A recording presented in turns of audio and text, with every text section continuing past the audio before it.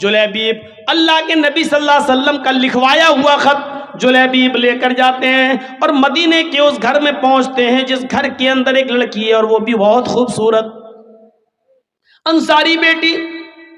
جلیبیب نے اس کے گھر کا دروازہ کھٹکھٹایا، لڑکی کا باپ باہر نکلا، دروازہ کھولا، اس نے کہا ہاں بولو جلیبیب کیسے آنا ہوا؟ جلیبیب نے کہا السلام علیکم۔ صحابی نے کہا وعلیکم السلام۔ آنا کیسے ہوا؟ یہ لیٹر دیا جناب محمد رسول اللہ نے۔ صحابی نے جب وہ لیٹر پڑھا تو اس میں لکھا ہوا ہے حاذہ رسالۃ من جانب محمد رسول اللہ صلی اللہ علیہ وسلم، یہ خط محمد رسول اللہ کی طرف سے دیا جا رہا ہے۔ آپ نے اس صحابی کا نام لکھ کر کہا تمہارے گھر میں ایک بیٹی ہے، میں جانتا ہوں کہ وہ بیٹی بھی بالغ ہو چکی ہے اور تم کہیں نہ کہیں اس کا نکاح کرنے والے ہو، میری نظر میں جلیبیب بہت نیک لڑکا ہے، لہٰذا اپنی بیٹی کا نکاح جلیبیب سے کر دو، اور یہ میں تمہیں مشورہ نہیں دے رہا ہوں بلکہ یہ میرا حکم ہے کہ تم اپنی بیٹی کا نکاح جلیبیب سے کر دو۔ جلیبیب کا چہرہ دیکھتا وہ صحابی، کہتا یہ کیسے ہو سکتا ہے، بیٹی میری ہے اور جلیبیب کی شکل و صورت اتنی بھیانک، اتنی کالی شکل و صورت ایسی، کہتا ہرگز نہیں، میں اپنی بیٹی کا ہاتھ تمہیں کیسے دے دوں؟ جلیبیب کہتے ہیں میں کہاں کہہ رہا ہوں، مجھے تو اللہ کے رسول نے یہ لیٹر دے کر بھیجا ہے۔ اندر سے جب لڑکی جلیبیب کی اور اپنے باپ کی بحث سنتی ہے تو تھوڑا سا باہر نکل کے آتی ہے اور کہتی ہے ابو جان کیا بات ہے؟ کہا بیٹی یہ اللہ کے نبی نے لیٹر دیا ہے۔ بیٹی نے جب وہ لیٹر پڑھا تو لیٹر پڑھنے کے بعد کہتی ہے ابو جان اس سے تو میں بھی نکاح نہیں کرنا چاہتی، لیکن لیٹر میں تو لکھا ہوا ہے کہ یہ میرا حکم ہے، مشورہ نہیں۔ اللہ کے رسول کا حکم اگر ہم نے نہیں مانا تو ہماری آخرت بھی برباد ہو جائے گی اور دنیا بھی برباد۔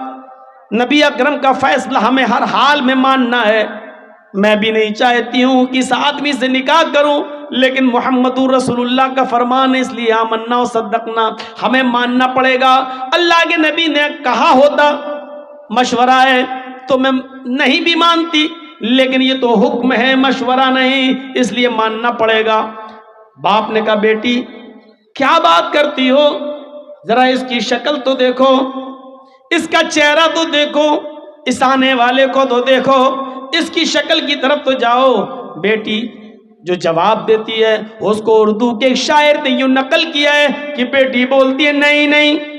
کہا ابو نے بیٹی اس آنے والے کی طرف دیکھ، بیٹی کہتی ہے نہ آنے والے کو دیکھ، نہ جانے والے کو دیکھ، نہ آنے والے کو دیکھ، نہ جانے والے کو دیکھ، دیکھنا ہی ہے تو خط کے بھیجنے والے کو دیکھ۔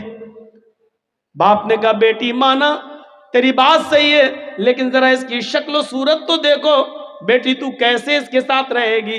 بیٹی کہتی ہے مانا کہ شکل ہے اس کی بدصورت، مانا کہ شکل ہے اس کی بدصورت اور جسم ہے اس کا ماند، مانا کہ شکل ہے اس کی بدصورت اور جسم ہے اس کا ماند، مگر خط کا بھیجنے والا تو ہے 14ویں کا چاند۔ مجھے اس سے کیا مطلب، مجھے تو حکم رسول کی پابندی کرنا ہے، جناب محمد رسول اللہ کی بات ماننا ہے۔ پھر لڑکی کا باپ مجبور ہوتا ہے بیٹی اگر تو تیار ہے تو پھر میں بھی تیار ہوں، میں بھی اپنی آخرت برباد نہیں کرنا چاہتا۔ اور اس باپ نے اپنی بیٹی کا نکاح اللہ کے رسول کے بھیجے ہوئے اس قاصد حضرت جلیبیب سے اپنی بیٹی کا نکاح کر دیا۔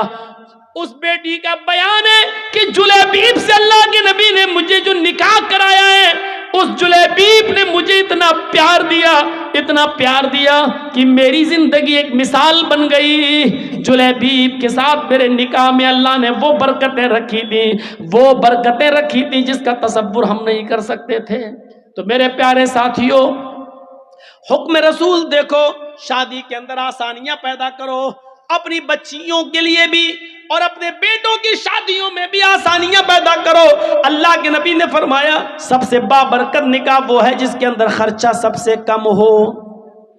حدیث دیکھ رہے ہیں، سب سے بابرکت نکاح وہ ہے سب سے زیادہ برکت والا نکاح وہ ہے جس میں خرچہ سب سے کم ہو. اس کا الٹا مفہوم کیا ہوگا؟ آپ نے کبھی سوچا؟ اس کا الٹا مفہوم نکالو تو کیا ہوگا؟ سب سے زیادہ برکت والی شادی وہ ہے جس میں خرچہ سب سے کم ہو. تو اس کا مطلب کیا ہوا؟ جس شادی میں خرچہ جتنا زیادہ ہوگا اس شادی میں برکت اتنی ہی کم ہوگی. آج دیکھ لو بڑے بڑے خرچ کرنے والے اور بڑے بڑے میرج ہال بک کرنے والے، لاکھوں روپے کا ڈیکوریشن کرانے والے، بڑے بڑے میرج ہال بک کرا کے اپنی بیٹیوں کی شادی کرنے اور بیٹوں کی شادی کرانے والوں کو آپ دیکھو گے شادیاں زیادہ دن ٹکتی نہیں ہیں، فوراً 1-2 سال کے بعد طلاقوں کی نوبتیں آ جاتی ہیں. کیوں؟ برکت کیوں نہیں ہو رہی ہے؟ وہ نکاح کا تصور ہی ختم ہو گیا ہے. اللہ کے نبی کے زمانے کا نکاح دیکھیے آپ. آپ تصور کریں گے ایسا نکاح؟ ایک عورت آئی اور اللہ کے نبی کے پاس آ کر بیٹھ گئی. اس کے نہ باپ تھے، نہ بھائی تھا، کوئی نہیں تھا، چچا کوئی نہیں تھا. اب وہ چاہتی تھی کہ میں اللہ کے رسول کی بیوی بن جاؤں، میرا نکاح اللہ کے رسول کے ساتھ ہو جائے. وہ آئی، اللہ کے رسول چند صحابہ کے ساتھ بیٹھے ہوئے تھے. تصور کیجئے آپ، دیکھیے ادھر، اللہ کے نبی کے پاس آئی اور بیٹھ گئی. اللہ کے نبی نے کہا کیوں، تم کیسے آئی ہو؟ تو کہتی ہے انی احب لک، اے اللہ کے رسول میں اپنے آپ کو ہبہ کر رہی ہوں، یعنی میں آپ کے ساتھ نکاح کرنا چاہتی ہوں. اللہ کے نبی خاموش رہے. اس نے دوبارہ کہا، آپ پھر خاموش رہے. اس نے تیسری بار کہا اللہ کے رسول میں آپ سے شادی کے لیے آئی ہوں، نکاح کرنا چاہتی ہوں. تو صحابی بیٹھے ہوئے تھے بغل میں، کہتے ہیں اللہ کے رسول یہ عورت 3 بار کہہ چکی میں آپ سے نکاح کرنا چاہتی ہوں، آپ کچھ بول ہی نہیں رہے. ارے کرنا ہو تو کریے، نہیں کرنا ہو تو جواب دے دیجئے. آپ نے کہا کہ نہیں میں تو نہیں کر سکتا، میری کافی ہے، اب مجھے ضرورت نہیں ہے کسی اور بیوی کی، اب میں شادی نہیں کر سکتا. تو جھٹ سے وہ صحابی جو بیٹھے تھے کہنے لگے اللہ کے رسول آپ کو ضرورت نہیں ہے لیکن مجھے تو ضرورت ہے، اگر آپ نہیں کر سکتے تو میرے ساتھ کر دیجیے. وہیں بیٹھے ہیں. تصور دیکھیے، پہلے وہ آپ سے کرنا چاہتی، آپ نہیں میں تو نہیں کر سکتا، تو پھر میرے ساتھ کرا دیجیے.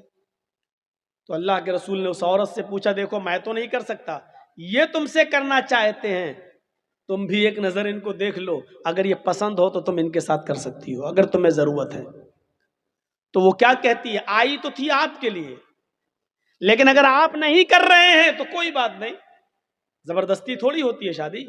اگر آپ نہیں کر رہے ہیں تو کوئی بات نہیں، مجھے تو گھر بسانا ہے، اس کے ساتھ بھی میں کر لوں، آپ کر سکتے ہیں اس کے ساتھ میرا نکاح.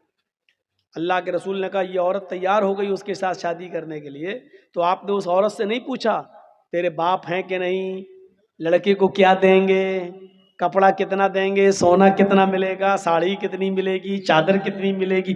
آپ نے یہ سوال لڑکی سے نہیں کیا، عورت سے نہیں کیا. عقل مند لوگوں سنو، اللہ کے رسول نے فوراً اس صحابی کی طرف دیکھا اور کہا سنو وہ تیار ہے تم سے شادی کرنے کے لیے، لیکن تم بتاؤ کہ تم اپنی بیوی کو کیا دو گے، تمہارے پاس مہر دینے کو کیا ہے. سب سے پہلا سوال صحابی سے، وہ تیار ہے لیکن نکاح بغیر مہر کے نہیں، پہلے یہ بتاؤ کہ تم اپنی بیوی کو مہر کیا دو گے.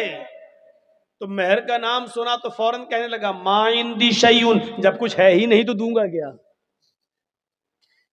کیا یہ تصور کر سکتے ہیں آپ شادی کا؟ اس کے پاس کچھ نہیں ہو، شادی کرنا چاہ رہے ہیں. کیا ہمارے پاس ہے؟ ہم لوگ کیا کہتے ہیں، پہلے اپنے پیروں پہ کھڑے ہو جاؤ پھر شادی کریں گے، پہلے گھر تو بنوا لو، پہلے کاروبار تو کر لو، پہلے کوئی بزنس تو کر لو، پہلے نوکری تو لگ، بعد میں شادی کریں گے، آ گئی تو کھلائیں گے کیا. اللہ کے رسول نے اس صحابی سے پوچھا کہ تم مہر کیا دو گے، کہنے لگے کچھ نہیں ہے میرے پاس. اللہ کے نبی نے فرمایا جاؤ اپنے گھر میں تلاش کرو، شاید کوئی چیز مل جائے مہر دینے کے لیے. کہا ہاں ٹھیک ہے جا رہا ہوں. گیا گھر، اپنی ماں سے، اپنی بہن سے اور جو گھر میں ہوتے ان سے پوچھا کہ کچھ ہے، سب نے جواب دیا کچھ نہیں ہے. کہا کیوں؟ کا شادی کرنا چاہتا ہوں، مہر دینے کے لیے کچھ نہیں ہے، گھر میں بہت کچھ ڈھونڈا کہتا کچھ نہیں ملا، آیا کہا اللہ کے نبی صلی اللہ علیہ وسلم گھر میں نے بہت کچھ ڈھونڈا کچھ ملا ہی نہیں، ہے ہی نہیں، میں کیا دوں گا، ہے ہی نہیں میرے پاس مہر دینے کو۔ اللہ کے نبی صلی اللہ علیہ وسلم نے پھر اس کو دوبارہ بھیجا، حدیث کے الفاظ دیکھیے، آپ نے کہا التمس خاتما من الحدید، لوہے کی انگوٹھی ہی مل جائے تو وہی لے آؤ، سونے کی نہیں، چاندی کی نہیں، لوہے کی انگوٹھی آج 2 روپے میں ہمارے میلے میں مل جائے گی، لوہے کی انگوٹھی مل جائے تو وہی لے آؤ، جاؤ۔ وہ صحابی پھر دوبارہ اپنے گھر گئے، بہنوں سے پوچھا، بھائیوں سے پوچھا، ماں سے پوچھا، سب نے جواب دیا ہے ہی نہیں، لوہے کی انگوٹھی بھی نہیں ملی۔ یعنی 5 روپے اس زمانے میں، 5 روپے اس زمانے میں تو کچھ اور، اتنا بھی نہیں تھا ان کے پاس کہ وہ لوہے کی انگوٹھی خرید سکے۔ آتے ہیں اور کہتے ہیں ما وجدت خاتما من الحدید، اے اللہ کے رسول مجھے لوہے کی انگوٹھی بھی نہیں ملی، اور اتنا ہے نہیں میرے پاس کہ لوہے کی انگوٹھی خرید سکوں، نہیں ہے۔ مایوس ہو گئے۔ اللہ کے نبی نے کہا تعجب ہے، تمہارے گھر میں کچھ نہیں ہو، چلے نکاح کرنے، لوہے کی انگوٹھی بھی نہیں ہے، پھر مہر کیا دو؟ کہتا ایک چیز ہے، یاد آیا۔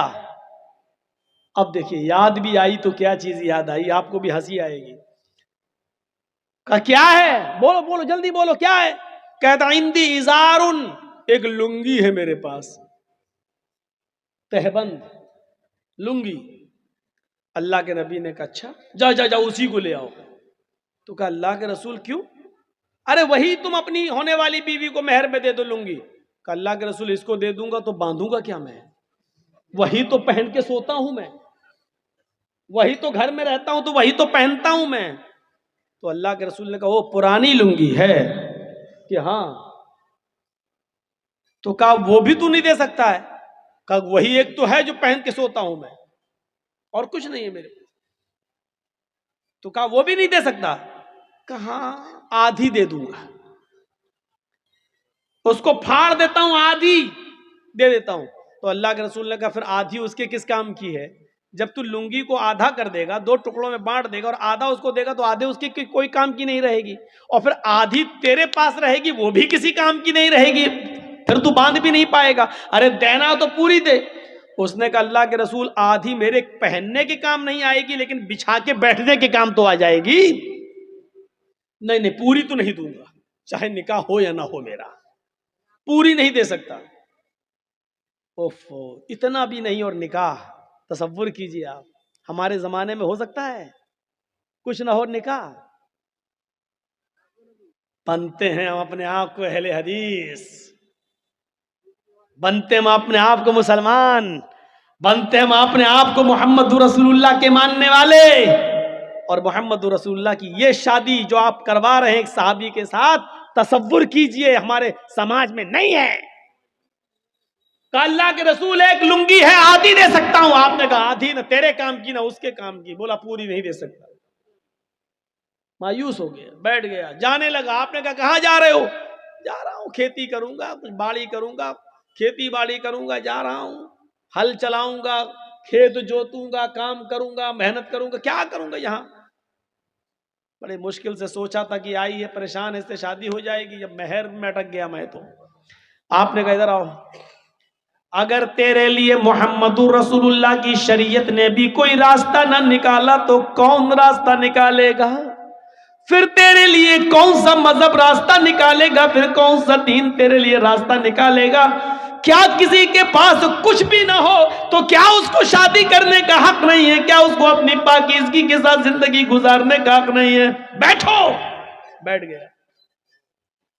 آپ نے کہا یہ بتاؤ تمہیں قرآن کتنا یاد ہے؟ اور سنو مسلمانوں، چادر نہیں ہے، لوہے کی انگوٹھی نہیں ہے، کپڑا نہیں ہے، کرتا نہیں ہے، پیجامہ نہیں ہے، پورے گھر کا سرمایہ میں ایک لنگی ہے، وہ بھی پرانی، اور وہ بھی پوری کی پوری دینے کے لیے تیار نہیں ہے۔ سونا نہیں، چاندی نہیں، کپڑا نہیں، دولت نہیں، ان سب چیزوں سے وہ دور تھا، لیکن جب اللہ کے نبی نے اس سے پوچھا کہ تمہیں قرآن کتنا یاد ہے، بتاؤ. تو جھٹ سے بولا اے اللہ کے نبی قرآن میں ہمیں سورہ ملک یاد ہے, سورہ حشر یاد ہے, سورہ نبا یاد ہے, سورہ حاقہ یاد ہے, سورہ جمعہ یاد ہے, سورہ منافقون یاد ہے, سورہ قیامہ یاد ہے. آپ نے کہا کہ تمہیں اتنی صورتیں منہ زبانی یاد ہے. فرمایا کہا پھر بھی کہہ رہے ہو کہ میرے پاس کچھ نہیں ہے. تمہیں یہ صورتیں یاد ہیں؟ کہاں. کیا تم یہ صورتیں اپنی اب ہونے والی بیوی کو سکھا دو گے؟ کیا اس کو بھی یاد کرا دو گے؟ کہا ہاں, اس میں کیا بڑی بات ہے, جو ہمیں یاد ہے وہ اس کو بھی یاد کرا دوں گا. آپ نے فوراً اس عورت سے کہا اے اللہ کی بندی, تیرے ہونے والے شوہر کے پاس مال نہیں ہے, سونا نہیں ہے, چاندی نہیں ہے, انگوٹھی نہیں ہے, کپڑا نہیں ہے, ساڑی نہیں ہے, زیورات نہیں ہے تجھے دینے کے لیے, لیکن ہاں اس کے پاس قرآن کی صورتیں جو تجھے یاد کرا سکتا ہے. کیا میں انہی قرآن کی صورتوں کو مہر بنا دوں اور یہ مہر تو قبول کر لے, یہی صورتیں تیری مہر ہو جائیں, یعنی تیرا شوہر تجھے یہ صورتیں یاد کرا دے, تیرا پتی تجھے یہ صورتیں یاد کرا دے اور تو اسی کو اپنا مہر مان لے. کیا یہ ممکن ہے؟ کیا تو ایسا کر سکتی ہے؟ کیا مہر میں تو ان صورتوں کو لے سکتی ہے؟ چیخ پڑی اے اللہ کے نبی بس کیجئے, بس کیجئے. جس عورت کے نکاح میں قرآن کی صورتیں مہر بن جائیں, جس عورت کی نکاح میں قرآن کی آیتیں, قرآن کی صورتیں مہر بن جائیں, اس سے زیادہ بابرکت نکاح کس کا ہو سکتا ہے؟ اس سے زیادہ خیر و برکت والا نکاح کس کا ہو سکتا ہے؟ پھر اللہ کے نبی صلی اللہ علیہ وسلم نے کھڑے ہو کر نکاح پڑھا دیا اور اس عورت کو خود قاضی بن گئے. اور اس کے چونکہ باپ نہیں تھے, ماں نہیں تھی, چچا نہیں, بھائی نہیں, کوئی نہیں تھا, تو خود اللہ کے نبی صلی اللہ علیہ وسلم اس کے ولی و سرپرست بن گئے. جس کا کوئی نہ ہو تو قاضی ولی بن سکتا ہے, نکاح پڑھانے والا ولی بن سکتا ہے. پھر اللہ کے نبی صلی اللہ علیہ وسلم اس کے ولی بن گئے, اس کے سرپرست بن گئے, اور آپ نے اس عورت کا نکاح اسی جگہ پر کر دیا ہے. نہ باراتیوں کا پتہ تھا, نہ ہاتھ میں مہندی لگائی گئی ہے, نہ ہلدی ملی گئی ہے, نہ اووٹنا ملا گیا ہے, نہ لڑکی والے لڑکے دیکھنے آئے ہیں, نہ لڑکے والے لڑکی دیکھنے, نہ چوروں کا پتہ, نہ ڈاکوؤں کا پتہ, نہ جہیز کا پتہ. میرے پیارے ساتھیوں, اسی جگہ شادی ہوئی ہے اور اسی جگہ سے رخصتی ہو گئی ہے. یہ سادہ والی شادی کے چرچے 1400 سال کے بعد آج بھی ہو رہے ہیں اور قیامت تک انشاءاللہ ہوتے رہیں گے. تمہاری شادیاں اتنی مہنگی کہ شیطان بھی پناہ مانگے. بتائیے اس کے چرچے کتنے دن ہوتے ہیں؟ زیادہ سے زیادہ 1 مہینہ, 2 مہینہ, 1 سال. پھر طلاق کی نوبت آ جاتی ہے تو یہ ہوتا ہے کتنا خرچ کیا تھا, دیکھو آخر کیا ہوا ہے اس شادی کا حال. میرے بھائیوں, اتنی سنجیدگی کے ساتھ کی گئی شادی کے چرچے 1400 سال کے بعد ہو رہے ہیں اور قیامت کی صبح تک ہوتے رہیں گے, کیونکہ ہمیشہ سادگی کے چرچے ہوتے ہیں, ہمیشہ سادگی مثال بنتی ہے, ہمیشہ سمپلٹی مثال آئیڈیل بنتی ہے. میرے بھائیوں, شہرت اور ریا نمود میرے بھائیوں آئیڈیل نہیں بنتی ہے. نکاح آسان کرو, نکاح آسان کرو. یہ آسان شادیاں تھیں. ہیرو ہونڈا, یاما, اور آج کل کون کون سی چلنے لگی, اپاچے. اور ہم تو چلانا بھی نہیں جانتے, اس لیے ہمیں تو گاڑیوں کے بس 3-4 ہی کے نام یاد ہیں. یہ سب گاڑیاں آج چل رہی ہیں اور مانگ رہے ہیں, اور پھر اس گاڑی پہ بیٹھ کے ایسے جاتا داماد, شرم بھی نہیں آتی ہے اس بھیک میں ملی ہوئی گاڑی پر بیٹھنے میں, اور انٹرنیشنل فقیر بنا بیٹھ کے چلا رہا, پھر بھی شرم نہیں آ رہی. چلا کیسے تیرا ضمیر کیسے گوارا کر لیتا ہے اس گاڑی پر بیٹھنے پر؟ تیرا دل کیسے برداشت کر لیتا ہے سسر کی طرف سے بھیک میں ملی ہوئی اس گاڑی پر بیٹھنے پر؟ مولانا جرجیز بھگو بھگو کے مار رہے ہیں. کیسے ضمیر گوارا کر لیتا ہے؟ اب کہاں یار, ارے گاڑی کب لی نہیں ملی ہے, کس شادی میں ملی, شادی میں. فخر سے کہہ رہا ہے ابے یہ بول بھیک میں ملی ہے, یہ کیوں کہتا ہے شادی میں ملی ہے, یہ کیوں کہتا ہے جہیز میں ملی ہے, یہ کیوں نہیں بولتا ہے مجھے میرے سسر نے انٹرنیشنل بھکاری سمجھ کے بھیک میں دی ہے. صحیح جملہ یہ ہے, یہ بولنا چاہیے تھا. سچ بولنے میں شرم آتی ہے, سچائی کڑوی ہوتی ہے نا. یہ بولو, سب سے زیادہ سٹیک جملہ یہی ہے. آپ ہنسیے مت، کتنے مولوی بھی اسی میں ننگے ہیں.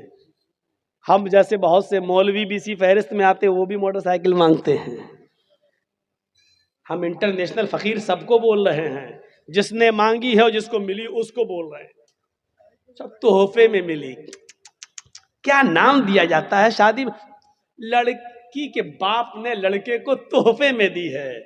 بس آپ تو پھر پولیس والوں کو ہم جو 100-200 روپے دے دیتے ہیں ٹرک آگے بڑھانے کے لیے، پھر اس کو رشوت کیوں کہتے ہو؟ اس کو بھی کہو کہ پولیس کو ہم نے تحفہ دیا ہے اور ہمارا ٹرک چھوڑ دیا ہے. پھر نام بدل دینے سے میں نے پہلے کا حیثیت نہیں بدل جاتی ہے. بھیک کا نام تحفہ رکھ دو تو وہ بھیک ہی رہے گی، تحفہ نہیں ہو جائے گا.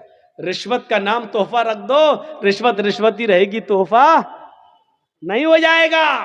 شراب کا نام دوا رکھ دینے سے دوا نہیں ہو جائے گی، وہ شراب ہی رہے گی. یاد رکھیے گا، حیثیتیں نہیں بدلتی ہیں، حیثیتیں. ہمیں اس بات کو سوچنا پڑے گا، اس بات پر غور کرنا پڑے گا. اس لیے پھر کہتا ہوں میرے بھائیوں، شادیوں کے اندر آسانیاں پیدا کرو. آسانیاں یہ سماج کے سدھارنے کے لیے بہت ضروری ہے. ورنہ دیکھ لو جہیز کی وجہ سے کتنی لڑکیاں ماری گئیں، کتنی لڑکیاں بیچی گئیں، کتنی لڑکیاں نیلام ہوئی. میں اس طرف نہیں جانا چاہتا ہوں. اس طرف جائیں گے تو رات بیتے گی اور اس کے علاوہ کچھ نہیں. میرے پیارے ساتھیوں، آپ ان پرانی داستانوں کو بھی پڑھیے، ان داستانوں کو بھی پڑھیے، ان داستانوں کو بھی پڑھیے اور سنیے. تو اب آئیے تیسری آیت کی طرف. 2 آیتیں میں نے پڑھی. پہلی وَلَقَدْ كَرَّمْنَا بَنِي آدم، اور دوسری یا ایھا الناس اِنَّا خَلَقْنَاكُم مِّن ذَكَرٍ وَأُنثىٰ. ہم نے ساری انسانیت کو ایک ہی ماں ایک ہی باپ سے پیدا کیا، ایک ہی مرد سے ایک ہی عورت سے پیدا کیا. تمہارا باپ ایک ہے، تمہاری ماں ایک ہے. کوئی چھوٹا نہیں ہے، کوئی بڑا نہیں ہے. کلکم من آدم وآدم من تراب. تم سب آدم کی بیٹی اور آدم مٹی سے بنے تھے. تم سب مٹی کی اولاد ہو، مٹی کے ہو. غور کیجئے، اس جملے نے سب کو کھدیڑ کر رکھ دیا ہے. تم بادشاہ ہو پھر بھی مٹی سے، ہم فقیر ہیں پھر بھی مٹی سے. ہماری اور تمہاری پیدائش میں فرق نہیں ہے. تم بھی مٹی سے بنے ہو، ہم بھی مٹی سے. تم بادشاہ ہو، ہم فقیر ہیں، لیکن تمہارا باپ بھی آدم اور ہمارا باپ بھی آدم. تمہاری ماں بھی حوا اور ہماری ماں بھی حوا. اس جملے نے بادشاہ کو نیچے لا کر کھڑا کر دیا اور ایک غریب کو ہمت دی کہ ہم بھی بادشاہ کے مقابلے میں اس کے بھائی ہیں.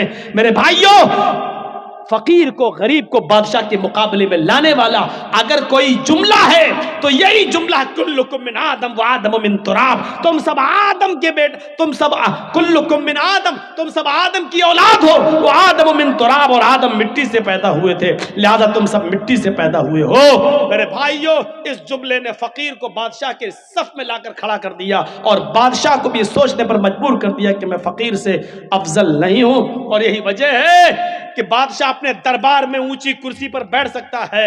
مولوی جرجیس جلسے پہ آئے گا تو اسٹیج لگائے گا، اسٹیج پر بھی کرسی لگے گی. ہم اسٹیج پر کرسی پر بیٹھ سکتے ہیں، لیکن جب مسجد میں جائیں گے تو آپ کے صف میں ہی ہمیں بیٹھنا پڑے گا. نہ ہم بڑے ہوں گے نہ چھوٹے ہوں گے. اگر دیر سے گئے تو ہمیں پیچھے جگہ ملے گی. مولوی جرجیس کو یہ پاور نہیں ہے کہ آگے صف سے کسی آدمی کو ہٹا کر پیچھے کر دے اور خود آگے بیٹھ جائے. شریعت مولوی جرجیس کو اس بات کی اجازت نہیں دیتی ہے. اپنے اپنے گھروں میں تم بڑے بن سکتے ہو، بنو. میرے گھر میں آنا ہے تو برابر کی حیثیت سے آنا ہے. بادشاہ اور فقیر کو ایک ہی صف میں بیٹھنا ہے. اگر فقیر پہلے آیا ہے تو اگلی صف میں وہ بیٹھے گا، اور بادشاہ بعد میں آیا ہے تو پچھلی صف میں وہ رہے گا. بادشاہ کسی بھیک مانگنے والے بھکاری، کسی رکشہ چلانے والے محنت اور مزدور کو اگلی صف سے اٹھا کر پیچھے نہیں کر سکتا ہے. یہ پاور اللہ تعالیٰ نے ایک بادشاہ کو بھی نہیں دیا، سعودیہ کے حکمراں سلمان کو بھی نہیں دیا ہے. میرے بھائیوں، کہ وہ خانہ کعبہ میں آئے اور مسجد نبوی میں جائے تو اگلی صف میں بیٹھے ہوئے کسی غریب کو ہٹا کر وہ آگے آ جائے. اللہ تعالیٰ نے یہ حق سعودیہ کے بادشاہ تک کو نہیں دیا ہے، کیونکہ یہ اللہ کا گھر ہے. تمہارے باپ کا گھر نہیں ہے جہاں تم بڑے بن سکتے ہو، یہ اسٹیج نہیں ہے جہاں مولوی جرجس کرسی پہ بیٹھ سکتا ہے، یہ میرا گھر ہے، میرے گھر میں آؤ گے تو برابر کی حیثیت سے آؤ گے، اور جب نماز پڑھو گے تو اپنے بغل سے کسی مزدور کو ہٹا نہیں سکتے۔ صاف رکشہ چلانے والا میرے بغل میں، یہ ہٹ، چل تو ادھر جا، اے بھائی ادھر آؤ، تم اچھا بزنس کرتے ادھر آؤ، چل بیٹھ، تیرے کپڑے پرانے، بھگ ادھر چل، آپ نہیں ہٹا سکتے ہو، نہیں، تمہیں اسی کے بغل میں کھڑا ہونا ہے۔ اللہ اکبر کہے گا امام، اور تمہیں بھی اللہ اکبر کہہ کر ہاتھ باندھنا ہے۔ امام کہے گا اللہ اکبر، تمہیں رکوع میں جانا، اس کو بھی رکوع میں جانا ہے، سجدے میں بھی تمہیں اس کے ساتھ سجدے میں جانا ہے۔ یہیں پر وہ منظر نظر آئے گا، ایک ہی صف میں کھڑے ہو گئے محمود و ایاز، ایک ہی صف میں کھڑے ہو گئے محمود و ایاز، نہ کوئی بندہ رہا نہ کوئی بندہ نواز۔ میرے بھائیوں، یہ اسلام کی پوتر شکشا ہے، یہ اسلام کی پاکیزہ تعلیم ہے کہ تم سب ایک ہی باپ کی اور ایک ہی ماں کی اولاد ہو۔ ڈاکٹر بھیم راؤ امبیڈکر نے جب یہ پڑھا کہ برہما نے اپنے منہ سے برہمن کو پیدا کیا اور پیروں سے شودر کو، تو ڈاکٹر امبیڈکر چونکہ ہریجن تھے، نیچی ذاتی کے تھے، شودر تھے، ان کو یہ تعلیم پسند نہیں آئی، انہوں نے ہندو دھرم کو طلاق دے دیا، اسلام قبول کر لیا۔ مہاتما گاندھی نے بہکا دیا، گاندھی جی بولے کہ کون سا اسلام، حنفی بنو گے کہ شافعی بنو گے کہ بریلوی بنو گے، شیعہ بنو گے، قادیانی بنو گے، چکلالوی بنو گے، مرزائی بنو گے، کیا بنو گے، 72 فرقے۔ ڈاکٹر امبیڈکر نے سوچا یہ تو بڑی لمبی داستان ہے، اب ان کو پڑھنا تو بڑا مشکل ہو جائے گا، اس لیے انہوں نے اسلام بھی چھوڑا، پھر بدھ دھرم قبول کر لیا اور بدھسٹ بن گئے۔ میرے بھائیو ذرا غور کرو کہ ہندو دھرم کو لوگوں نے اسی لیے چھوڑا تھا، ڈاکٹر امبیڈکر نے اسی لیے چھوڑا تھا کیونکہ اس میں ذات پات ہے، اونچ نیچ ہے، لیکن یہاں کوئی اونچ نیچ نہیں دیکھی گئی ہے، یہاں اونچ نیچ کا کوئی تصور بھی نہیں پایا گیا۔ اس لیے ڈاکٹر امبیڈکر نے جب دیکھا کہ نماز ہوتی ہے، بادشاہ کے لیے بھی یہی اذان کا وقت ہے اور غریبوں کے لیے بھی یہی اذان کا وقت ہے، مؤذن کا کام ہے صرف اتنا کہہ دینا حی علی الصلاۃ، آؤ نماز کے لیے۔ یہی اذان امیر کے لیے بھی ہے، غریب کے لیے بھی ہے، یہی اذان بادشاہ کے لیے بھی ہے، یہی اذان فقیر کے لیے بھی ہے۔ فقیر یہ نہیں کہہ سکتا ہے ابھی بادشاہ نماز پڑھ رہا ہے، ہم بعد میں پڑھیں گے، اور بادشاہ یہ نہیں کہہ سکتا ہے کہ یہ غریبوں کے لیے اذان ہو رہی ہے، ہمارے لیے الگ سے اذان ہوگی۔ نہیں نہیں، اللہ کی عبادت کرنے میں سب برابر ہیں، تم بھی آؤ یہ بھی آئے، جس کے دل میں تقوی سب سے زیادہ ہوگا ہماری نظر میں معزز وہی ہوگا۔ میرے بھائیوں، حضرت بلال جو کالے کلوٹے تھے اور جن کو زمین پر پتھر بچھا دیا جاتا تھا، کنکریلی زمین پر جن کو لٹا دیا جاتا تھا، اور ان کی پیٹھ اس گرم زمین گرم کنکریوں کی وجہ سے پھلک پڑ جاتے تھے، اوپر سے سینے پر ان کا بھاری پتھر رکھ دیا جاتا تھا۔ ایک بار ان کو آگ کے انگاروں پہ لٹایا گیا، بہت دنوں کے بعد اللہ کے رسول کے اس دنیا سے گزر جانے کے بعد، حضرت ابو بکر کے اس دنیا سے گزر جانے کے بعد، جب عمر کا زمانہ آیا اور حضرت بلال کسی کنویں پہ نہا رہے ہیں، کسی کنویں پر بیٹھ کر نہا رہے ہیں، ان کی پیٹھ کا وہ حصہ نظر آ گیا جس حصے پر کافروں نے آگ کے انگارے بچھا کر ان کو لٹایا تھا۔ آگ کے انگاروں سے تپی ہوئی پیٹھ جو بالکل جل چکی تھی، حضرت عمر فاروق نے جب اس پیٹھ کو دیکھا، اللہ کے رسول کے گزر جانے کے بعد، ابو بکر کے گزر جانے کے بعد، حضرت عمر جب خلیفہ بنے اور ان کے سامنے جب وہ پیٹھ آئی تو حضرت عمر پیچھے سے جاتے ہیں اور اس پیٹھ پر بوسہ دے دیتے ہیں، اس پیٹھ پر اپنے ہونٹ رکھ دیتے ہیں۔ حضرت بلال نے جو پیچھے مڑ کے دیکھا، کہنے لگے امیر المومنین آپ۔ حضرت بلال جلدی سے غسل کرتے ہیں، جب حضرت عمر کے پاس ان سے ملنے کے لیے آتے ہیں تو حضرت عمر فاروق نے اپنے سر سے امامہ اتارا، پگڑی اتاری اور جلدی سے اس کو زمین پر بچھا دیا اور کہا بلال آؤ آؤ بلال، اس پگڑی پر بیٹھو، ہمارے سر سے اترے ہوئے اس امامے پر بیٹھو، تمہاری عزت تو جناب محمد رسول اللہ نے کی ہے تو ہم کیوں نہیں کریں گے، یہ ہمارے سردار ہیں، آؤ آؤ۔ میرے پیارے ساتھ साथियों, शक्ल सूरतों की वजह से किसी को इज्जत नहीं मिलती है, इज्जत तो अमल और तकवे की वजह से मिलती है। यही बिलाल है कि जिनके बारे में अल्लाह के नबी ने कहा था, बिलाल तुम ऐसा कौन सा अमल करते हो कि मैंने जन्नत में तुम्हारे जूतों की आवाज सुनी है। फरमाया अल्लाह के रसूल, ऐ अल्लाह के नबी, मैं जब भी मेरा वुजू टूटता है तो मैं दोबारा वुजू बना लेता हूँ, और वुजू बनाने के बाद 2 4 6 8 रकातें जरूर पढ़ लेता हूँ, जितनी अल्लाह मुझे तौफीक देता है। ये बिलाल थे जिनके लिए हजरत उमर अपने सर से पगड़ी उतार कर जमीन पर बिछा देते थे और कहते थे, आओ बिलाल बैठो, जिसकी इज्जत जनाब मोहम्मद रसूलुल्लाह ने की हो उसकी इज्जत हम क्यों नहीं करेंगे। मेरे भाइयों, कौन नहीं जानता खौला बिनते सालबा कौन सी औरत थी। खौला बिनते सालबा वो बूढ़ी औरत थी कि जिनकी आखिरी उम्र में बुढ़ापे में उनके शौहरों से अपने सामित ने उनसे जिहार कर लिया था। आप नहीं समझ पाएंगे जिहार किसको कहते हैं, मैं आपको थोड़ी सी स्पीड कम करके बताता हूं। उनके पति ने औस इब्न सामित ने अपनी पत्नी खौला बिनते सालबा से कह दिया था, अंते अलैया का ज़हर उम्मी, आज के बाद तू मुझ पर मेरी माँ की तरह हराम हो गई। यानी जैसे मेरी माँ मुझ पर हराम है, आज के बाद तू भी मुझ पर हराम है, मैं तुझे हाथ नहीं लगाऊंगा। कोई पत्नी से अगर ये जुमला कह दे तो उसके लिए आज तो सजा है, लेकिन जब औस इब्न सामित ने कहा था उस वक्त सजा मुतय्यन नहीं हुई थी। उस वक्त उसूल ये था कि अगर किसी ने अपनी बीवी को अपनी माँ की तरह कह दिया तो माँ ही की तरह उसको मानना पड़ता था। अब उससे मिल नहीं सकता था, जैसे माँ की खिदमत करते थे वैसी उसकी खिदमत करना पड़ेगी। उसके पैर दबाओ, माँ कह दिया तो वो माँ की तरह उसकी सेवा करो, ये कानून था पहले। तो खौला बिनते सालबा ने कहा औस इब्न सामित से, ये तुमने क्या किया, मुझे माँ की तरह हराम कर लिया, अब मेरे बच्चों का क्या होगा। रोने लगी, लेकिन बंदूक से गोली जब निकल जाए तो पछताने से क्या फायदा। अब तीर से कमान निकल चुका है, कमान से तीर निकल चुका है, अब पछताने से क्या फायदा। लेकिन औस इब्न सामित ने कहा, जाओ ऐ खौला, अल्लाह के रसूल के पास जाओ, शायद तुम्हारे लिए कोई रास्ता निकल जाए। खौला अल्लाह के नबी के घर में आती है। सुनिए, जरा गौर से सुनिए, खौला अल्लाह के रसूल के दरवाजे को दस्तक देती है। मस्जिद नबी से लगा हुआ हुजरा अल्लाह के नबी का, अल्लाह के नबी ने दरवाजा खोला, सामने खौला खड़ी है, अंदर आओ। अंदर ले गए, क्या हुआ पूरी बात बताई। अरे अल्लाह के नबी, हमारे लिए रास्ता निकालिए, मेरे शौहर ने मुझे अपने ऊपर अपनी माँ की तरह हराम कर लिया। अल्लाह के नबी ने कहा, अरे खौला जाओ तुम यहाँ से, मेरा दिमाग क्यों खराब कर रही हो, तुम्हारे लिए मेरे पास कोई रास्ता नहीं है।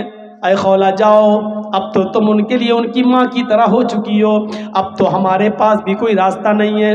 वो जिद करने लगी, तलाक नहीं दिए मैं कैसे उनको छोड़ूं, सिर्फ माँ ही तो कह दिया, तो कोई रास्ता तो निकालिए। अल्लाह के नबी ने फरमाया कि मेरे पास तुम्हारे लिए कोई रास्ता नहीं है। हदीस के अल्फाज तो ये हैं कि अल्लाह के नबी ने उनको उठाया और फरमाया, खौला तुम क्यों हमसे जिद कर रही हो, जब मैं तुम्हारे लिए कोई कानून नहीं बदल सकता, फिर मुझसे जिद करना बेकार है। चलो ये दरवाजा खुला है, मैं खोल देता हूँ, तुम जाओ, आज के बाद तुम अपनी माँ अपने शौहर के लिए माही की तरह हराम हो चुकी हो। अल्लाह के रसूल ने खौला बिनते सालबा के लिए दरवाजा बंद कर दिया, जाओ, नहीं नहीं कोई रास्ता नहीं है, और उनको बाहर करके दरवाजा बंद कर दिया। खौला बाहर निकली, लेकिन सामने मस्जिद नबवी की चौखट देखती है, घुसती है और मस्जिद नबवी के दरवाजे पर पैर रखती हैं तो अल्लाह के रसूल का दरवाजा देखती हैं, नबी की चौखट देखती हैं, एक तरफ मस्जिद को देखती हैं, एक तरफ नबी की चौखट को देखती हैं। चेहरे पे मुस्कुराहट आती है खौला बिनते सालबा के, और क्या कहती है, आए मोहम्मद सल्लल्लाहु अलैहि वसल्लम, कहो जोर से सल्लल्लाहु अलैहि वसल्लम, आए मोहम्मद सल्लल्लाहु अलैहि वसल्लम, आपकी चौखट बंद हो गई तो क्या हुआ, आपका दरवाजा बंद हो गया तो क्या हुआ, रब का दरवाजा तो खुला है, रब की चौखट तो खुली है। مسجد کے اندر جاتی ہے، کنویں سے پانی کھینچتی ہے، وضو بناتی ہے اور اسی مسجد نبوی میں 2 رکعت نماز پڑھتی ہے، اور 2 رکعت نماز پڑھنے کے بعد اس عورت نے، خولہ بنت ثعلبہ نے اپنے ہاتھ بلند کر لیے اور کہا اے اللہ، نبی کا دروازہ بند ہے لیکن تیرا دروازہ تو بند نہیں ہے۔ الہ العالمین، میرے شوہر نے مجھ سے زہار کر لیا ہے، اپنی ماں کی طرح حرام کر لیا ہے، بچوں کو پیار تو میں دے سکتی ہوں لیکن کھلانے پلانے کی ذمہ داری تو میرے شوہر کی ہے۔ اے اللہ، میرے لیے اور میرے ہسبینڈ کے درمیان کوئی راستہ نکال، میرے اور میرے پتی کے درمیان کوئی راستہ نکال۔ تیرے نبی کی چوکھٹ بند، تیرے نبی کا دروازہ بند، تیرے نبی نے راستے بند کر دیے، تیرا دروازہ کھلا ہے، میں تیری چوکھٹ پہ سر رکھتی ہوں، پیشانی رکھتی ہوں، ماتھا رکھتی ہوں۔ اے اللہ، میری فریاد سن لے۔ آسمان سے اللہ نے جبرائیل کو بھیجا، قرآن گواہ ہے، قد سمع اللہ قول التی تجادلک فی زوجہا وتشتکی الی اللہ۔ اللہ نے اس عورت کی فریاد سن لی جو آپ سے بحث کر رہی تھی، جو آپ سے تکرار کر رہی تھی اپنے شوہر کے بارے میں، اور مسجد کے کونے میں بیٹھ کر وہ تشتکی الی اللہ، اللہ سے گڑ گڑا رہی ہے، اللہ سے رو رہی ہے۔ آئے بزرگوں کی چوکھٹوں کو چوبنے والوں، آئے مزاروں کی مٹیوں کو چاٹنے والوں، یہ محمد رسول اللہ کا دروازہ جب بند ہوتا ہے تب رب کا دروازہ کھلتا ہے۔ یہ رب کا دروازہ ہے، اللہ کے رسول کا دروازہ زندگی میں بند تھا تو اس عورت نے کیا کہا؟ اے اللہ، محمد کی چوکھٹ بند ہو گئی تو کیا ہوا، تیری چوکھٹ تو کھلی ہے، تیرا دروازہ تو کھلا ہے۔ جب سارے دروازے بند ہو جاتے ہیں تب اللہ کا دروازہ کھلتا ہے۔ میرے پیارے ساتھیوں، وہ عورت آئی، اللہ نے اس کی دعا سنی اور محمد رسول اللہ کے پاس پیغام بھیجا۔ جبرائیل آئے، کہا جاؤ اس عورت کو بلاؤ جو مسجد میں اللہ سے فریاد کر رہی ہے۔ اللہ نے اس کی دعا سن لی ہے اور قانون بدل دیا ہے۔ آج کے بعد اگر کوئی شخص اپنی بیوی کو اپنی ماں کی طرح حرام کہے گا تو اس کے لیے سزا متعین کر دی، لیکن راستہ نکال دیا۔ وہ ایک غلام آزاد کرے گا، ایک غلام آزاد کرے اور پھر بیوی بنا لے۔ جس کو ماں کہہ دیا، چل، بہت سے لوگ کہہ دیتے ہیں نا، چل بھگ، آج کے بعد تو میری اماں، چل نہیں جائیں گے، جو بول دیتے ہیں نا، یہ معمولی جملہ نہیں ہے، بہت خطرناک جملہ ہے۔ اللہ کے رسول کے لیے اللہ نے راستہ بنایا، اس عورت کے لیے کیا کہا؟ ایک غلام آزاد کرے اور بیوی بنا لے، اور غلام آزاد کرنے کی طاقت نہ ہو تو 60 روزے رکھیں، مسلسل پے در پے، کنٹینیو، بیچ میں ایک بھی چھوڑنا نہیں چاہیے۔ بخار آ جائے، بیماری ہو جائے یا کوئی مجبوری ہو تو الگ بات ہے، لیکن بنا کسی بیماری کے اور بنا کسی مجبوری کے ایک بھی روزہ اگر بیچ میں چھوڑ دیا تو سب بیکار۔ مثلا 60 روزے رکھنا، 55 رکھ لیے، چلو 1-2 دن آرام کر لیتے، 5 ہی تو رہ گئے بعد میں پورے، جہاں ایک چھوڑا 55 بیکار۔ پھر ایک سے رکھو، شہرین متتابعین، کنٹینیو، لگاتار آپ کو روزے رکھنا ہے 2 مہینے تک، 60 روزے مسلسل۔ شہرین متتابعین، 60 نہیں 59 بھی ہو سکتے ہیں، اگر 2 مہینے 29 کے چاند ہو جائیں تو 58 بھی ہو سکتے ہیں، ایک چاند 29 کا ہو جائے، ایک چاند 30 کا ہو جائے تو 59 بھی ہو سکتے ہیں، دونوں چاند 30 کے ہو جائیں تو 60 بھی ہو سکتے ہیں۔ تو شہرین متتابعین، 2 مہینے کنٹینیو مسلسل روزے رکھے گا وہ، اور یہ بھی طاقت نہ ہو تو تیسرا راستہ، 60 مسکینوں کو کھانا کھلاؤ۔ چاہو تو ایک ہی دن بلا کر 60 کو کھلا دو، آج 60 کو کھلا دو گے تو آج ہی وہ تمہاری بیوی بن جائے گی۔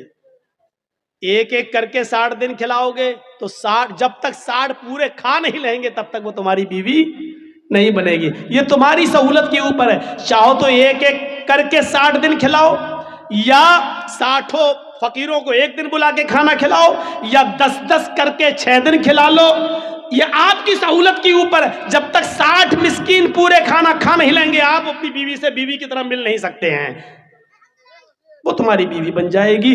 یہ سزا متعین کر دی لیکن راستہ نکال دیا، پہلے تو راستہ نہیں تھا۔ تو خولہ بنت ثعلبہ کے کی دعا کو اللہ نے سن لیا۔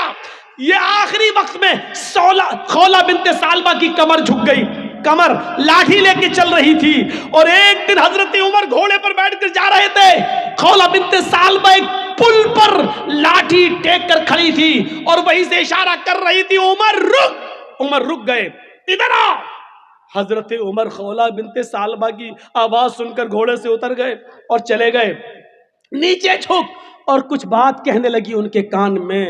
عمر فاروق کے ساتھ جو لوگ تھے ان کو بڑا غصہ آیا، ایک معمولی سی بڑھیا عمر فاروق کو دھمکی دیتی ہے، ان کا گھوڑا روکتی ہے، ان کو گھوڑے سے نیچے اتارتی ہے اور کہتی ہے کان ادھر کر، کان میں کچھ بولتی ہے۔ فرمایا امیر المومنین، ایک معمولی عورت آپ کو گھوڑے سے اتارتی ہے اور آپ اتر جاتے ہیں، ایک معمولی عورت آپ کو اشارہ کر کے بلاتی ہے اور آپ چلے جاتے ہیں، ایک معمولی بڑھیا آپ کو کہتی کان نیچے کر اور وہ آپ کے کان میں کچھ بولتی ہے، آپ سن لیتے ہیں؟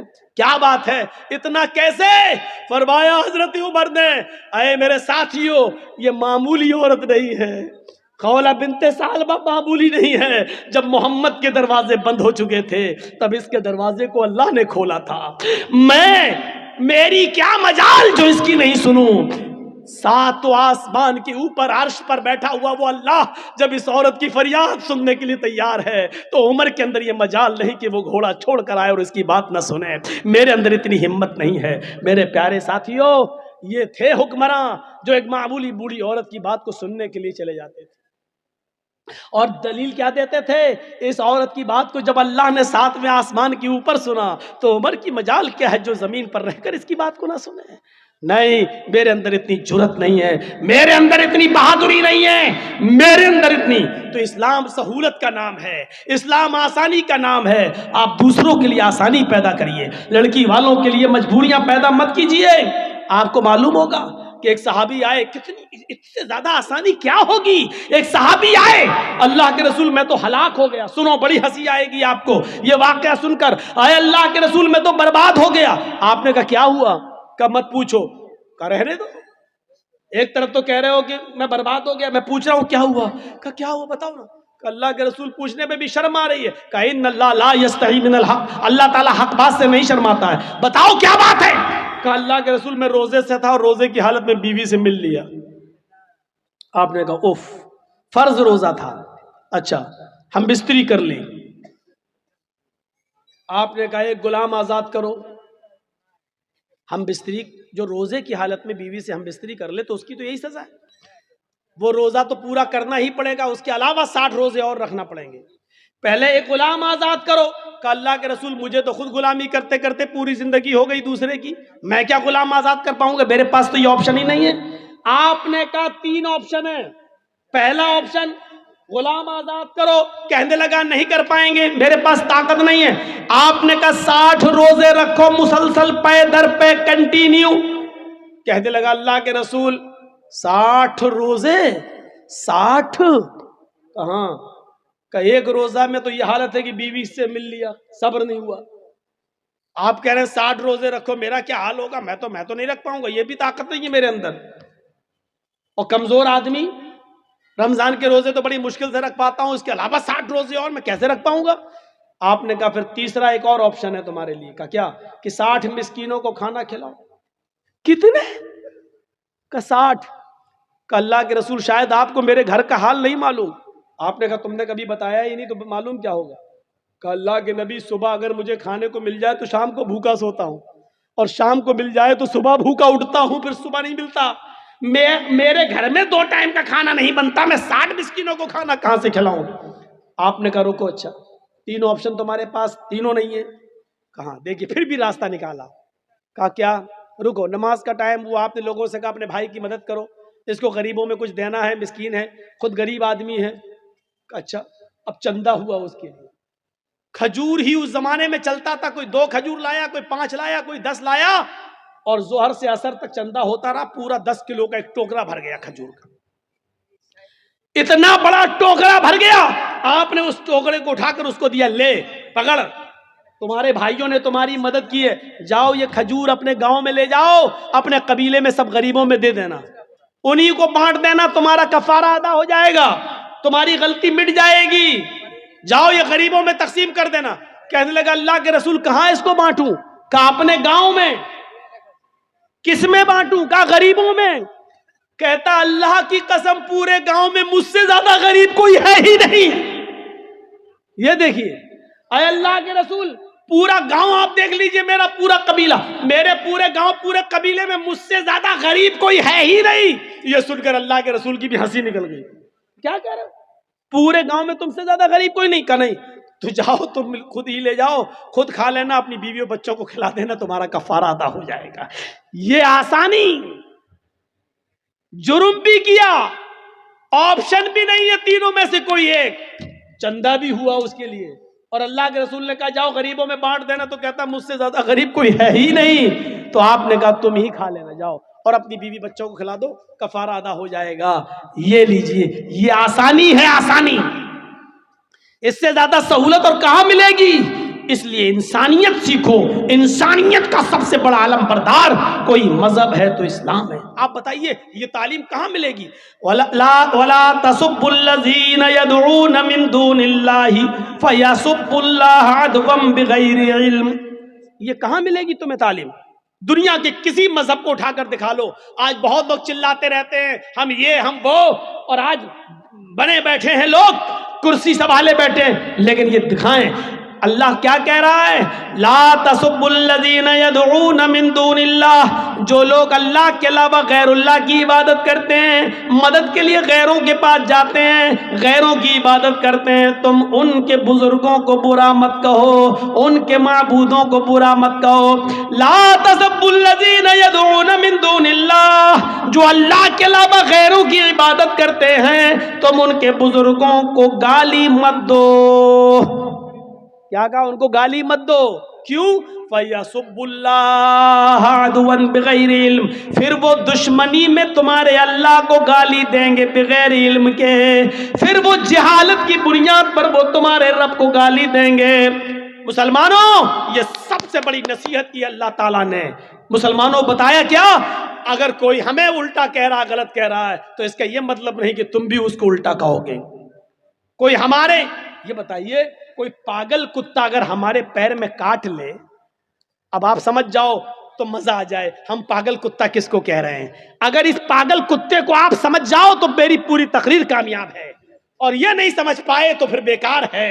ہم پاگل کتے کا نام اس لیے نہیں لے رہے ہیں کیونکہ ان چینل والوں نے مجھے مجبور کر دیا ہے سچ بولنے پر، اور کڑوی بات بولنے پر مجھے مجبور کر دیا ہے. نہیں بولتا ہوں میں. اب یہ آپ کو اشاروں میں سمجھنا ہے. ان چینل والوں نے اپنا چینل چمکانے کے لیے مجھے وہ جملے نہ بولنے کے لیے مجھے مجبور کر دیا ہے. اب ہم نہیں بولیں گے، کسی بھی جلسے میں نہیں بولیں گے. اس پاگل کتے کو اگر آپ سمجھ جائیں تو مزہ آ جائے، پوری تقریر آپ سمجھ جائیں گے. وہ پاگل کتا کون ہے؟ اگر کوئی پاگل کتا ہمیں کاٹ لے تو اس کا جواب یہ نہیں ہے کہ ہم بھی اس پاگل کتے کو کاٹیں. کیا کوئی عقل مند اس پاگل کتے کو کاٹے گا؟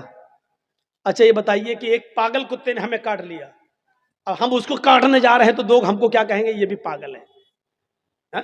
کتے نے کاٹا، پاگل تھا تو بھی اس کو کاٹا.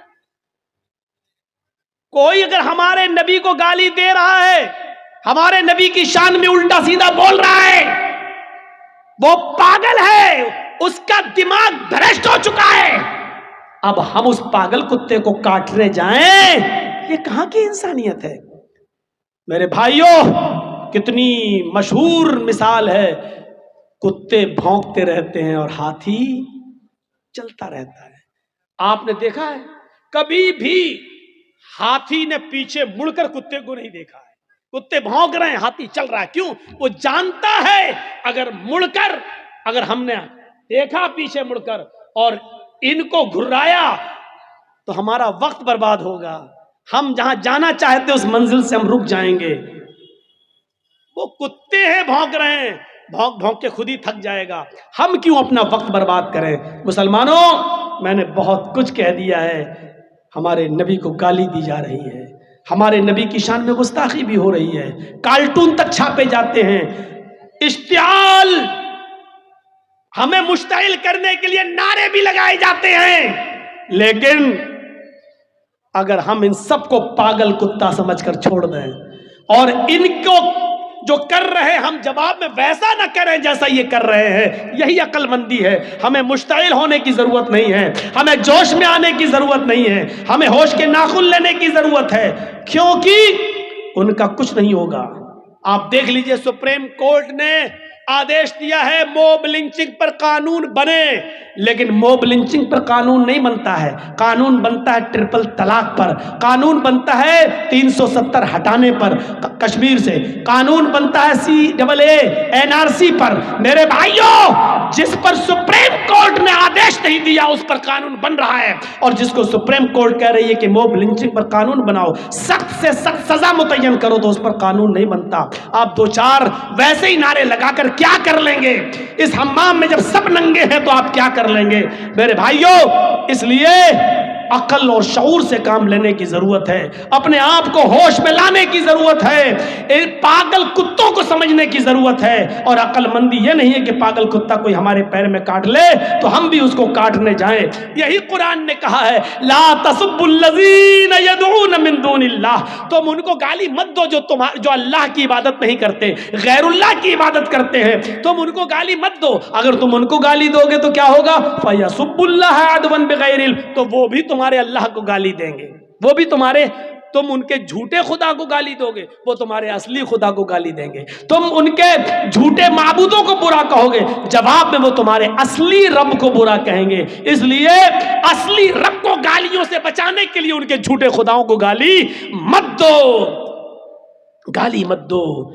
ان کے اندر جہالت ہے، بغیر علم، وہ جہالت کی بنیاد پر رب کو گالی دیں گے، کیونکہ وہ اللہ کو جانتے نہیں ہیں، پہچانتے نہیں ہیں۔ تو یہ میری تقریر کا خلاصہ تھا میرے بھائیوں۔ 11 بجے میرا ٹائم تھا، اور شاید 11:15 بجے 11:30 بجے مجھے لایا گیا، پونے 2 گھنٹے، اور آج اس سفر کا یہ میرا پہلا پروگرام تھا۔